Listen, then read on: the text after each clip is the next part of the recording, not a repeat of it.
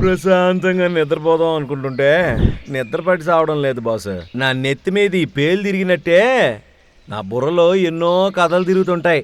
అందులో ఒక కథ మీకు చెప్పాలని అలా ఆడిపోతున్నాను.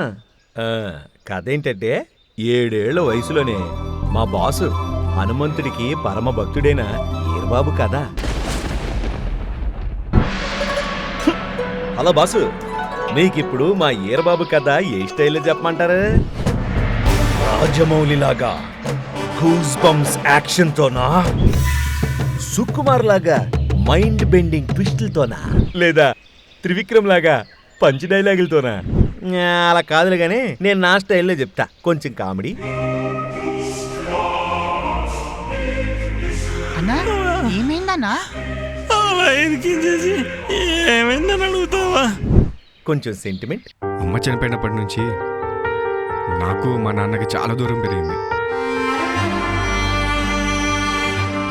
మధ్యలో ప్రేమ కదా. ఎందుకో నా మనసే నిన్ను చూడాలంతే. చాలా ఉంది చెప్పడానికి,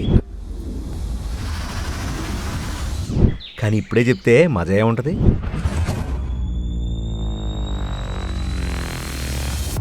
జై శ్రీరామ్.